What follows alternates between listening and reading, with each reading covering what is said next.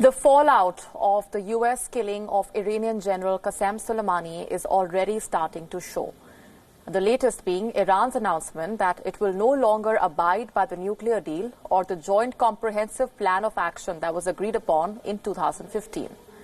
Before we go further into what that means, let's take a closer look at what the nuclear deal was all about.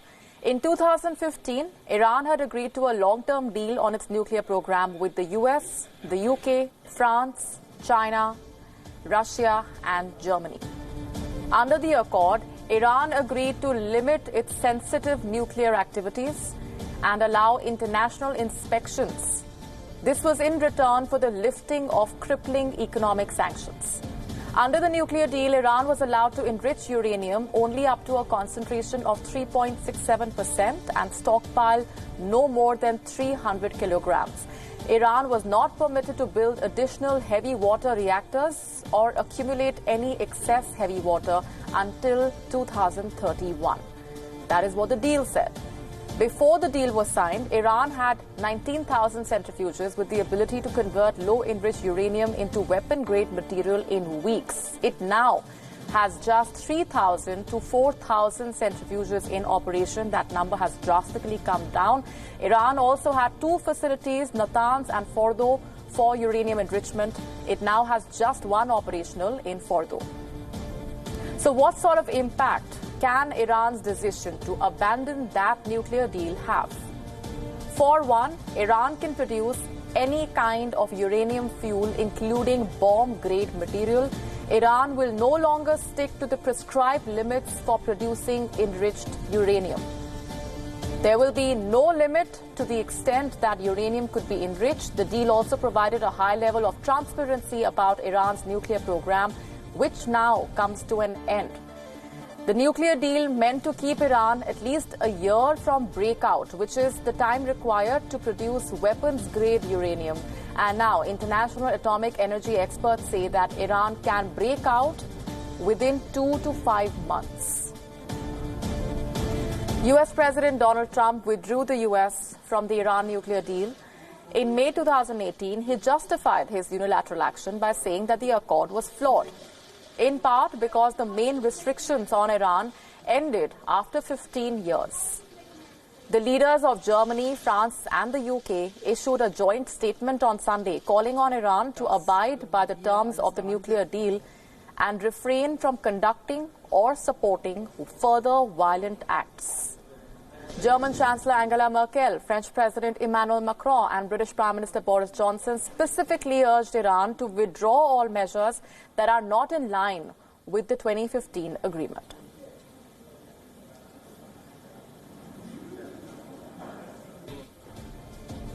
However, Iran's Foreign Minister Javad Zarif has assured the international community that it will still abide by the 2015 agreement.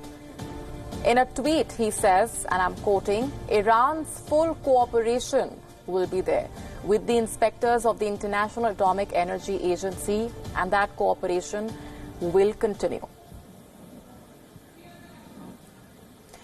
We're now joined in on the broadcast by Abbas Aslani, Editor-in-Chief of Iran Front page, joining us from Tehran. Thanks very much, Abbas. Let me begin by asking you what you make of, first, the announcement that Iran will no longer abide by the 2015 agreement, but at the same time, we have Javad Zarif saying that some limited cooperation would continue. What does that mean?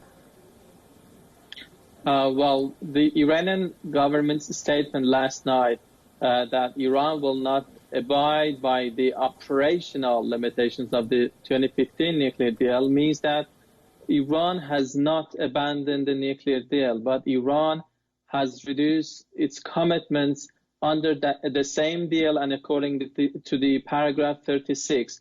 What does paragraph 36 say? It says that if one side stops or ceases its commitments in part or in whole, the other side also can stop its and suspend its commitments in part or in whole. So Iran has been using this part of the deal in order to decrease its nuclear commitments under the deal, and it doesn't mean that it has abandoned the deal.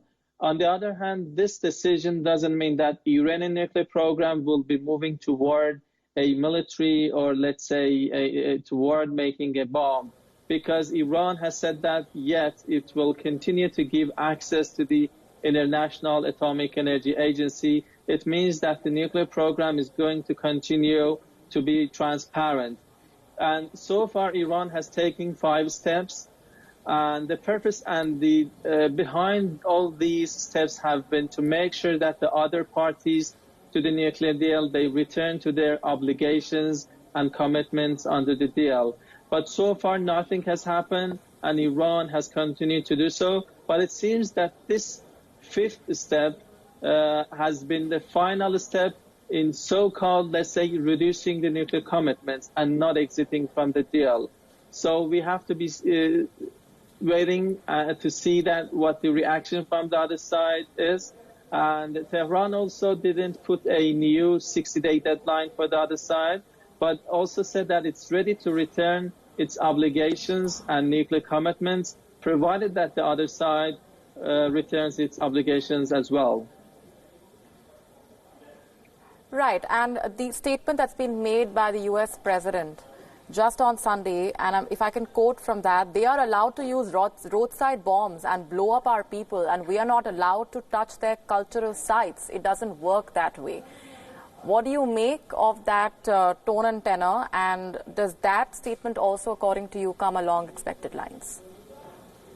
Well, I would say what the Americans have done recently, most specifically in relation with the assassination of Iranian military official Qassem Soleimani, it has had different impacts and consequences. Maybe Iran's decision to reduce the nuclear commitments is not part of its response to what the Americans have done, but it comes as a consequence, because it seems that if such a thing didn't happen, maybe Iran and Tehran would have taken a different decision and not this one. But the comments and the remarks by American officials, including the president, that they will target 52 sites in Iran, indicates that if they wanted to assassinate Qassem Soleimani in order to stop a war and to make it as a deterrence, it has worked the other way around, and it has become a declaration of war rather than a deterrence. Because in less than 2 days, President Trump started to make new threats. It means that the old deterrent measure didn't work. So, and this brings more escalation to the relations of both countries, and the impacts can be seen in different fields in terms of at least foreign policy. This has fueled into more anti-US sentiments in Iran and also in some parts of the region. So you will see that this can impact Iran's foreign policy. It's now difficult to imagine that Iran would go to the negotiating table with the United States. If that was the purpose of Donald Trump, his action has received a different and opposite result, which is refrain from the Iranian side to go to the negotiating table. Right. Because yes.